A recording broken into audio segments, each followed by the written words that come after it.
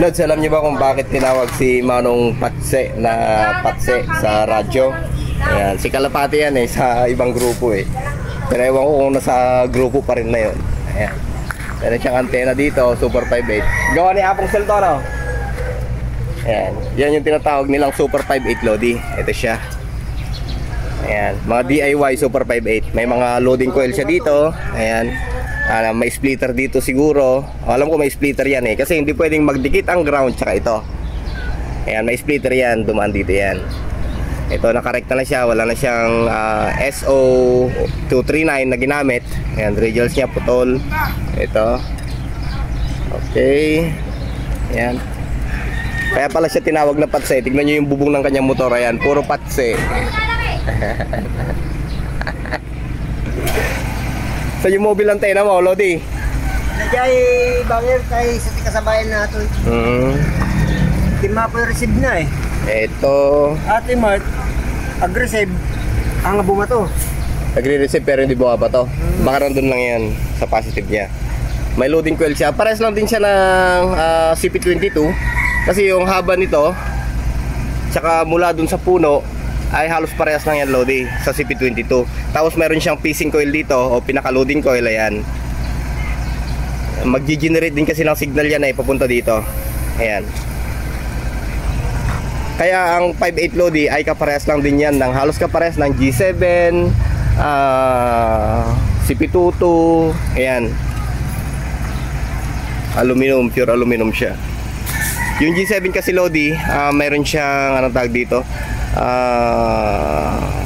7DV yun pero times 3. May mga mahabang coil siya na ginamit kung saan nakalagay yun doon sa may fiber. Dalawa yung fiber nun ng G7. Ito naman ay kaparehas siya ng halintulad siya. Ibig kong sabihin ng CP22. Tapos yung mga may mga DIY pa na halintulad nito. Pinagbasihan. Ayan gumakalog-kalog na yung kanyang puno. Ayan. Dito. Ito. Kinalawang siguro yung kabitan nito. Tsaka dito. Okay. Ito may loading yan dapat na naka-coil dito. Tapos itong loading na to, siya yung nagko-connecta, nagdudugtong sa ground. Tapos dito sa may mismong element na to. Ayan, naka-coil dapat yan. Tapos kumuha sila dito ng nag-control sila dito ng 50 ohms para makuha yung tamang SWR niya. Ito. Kaya may coax na ganyan. Okay. Malakas din to Okay yan. Single shipping? Ha? May metric iba yung directional kasi, iba yun. Iba yung tama. Maluwag pa pala dito. Ayan Ayan. Wala siyang clamp. Ayan maluwag siya.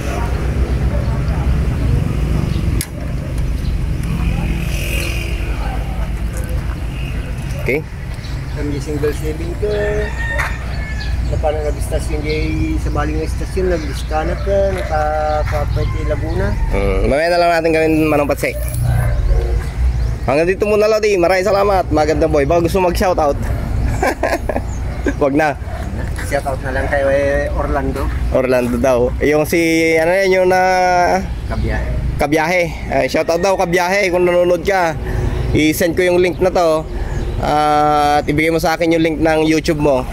Tito Kabiyahe o Sir Kabiyahe. Si Kabiyahe nagbibiyahe siya Pangasinan to Mindanao, Inter-Philippines. Binabiyahe nila. May content din yun sa mga magpapagawa pala ng mga special kakanin na yan. Ayan, naggagawa ng special kakanin yan si Manong Patse. Ayan masarap yung kakanin yan Okay. Hanggang dito muna Lodi, maraming salamat. Magandang buhay. Thank you. Paglilinaw pala Lodi, pahabol. Tawag nila dito Super 5.8. Kung Super 5.8 yung nabanggit ko o Mega 5.8. Ayan. Super 5.8 ba? Kay Apong Cell ng Pampanga. Shout out dyan, Apong Cell ng Pampanga. Ayan. Marami yan nagkalat na yan dyan sa Pangasinan. Naman kasi malakas yan budget meal pa. Parang si Pituto lang din yan pag naitaas mo. Okay, hanggang dito muna, maraming salamat, magandang buhay.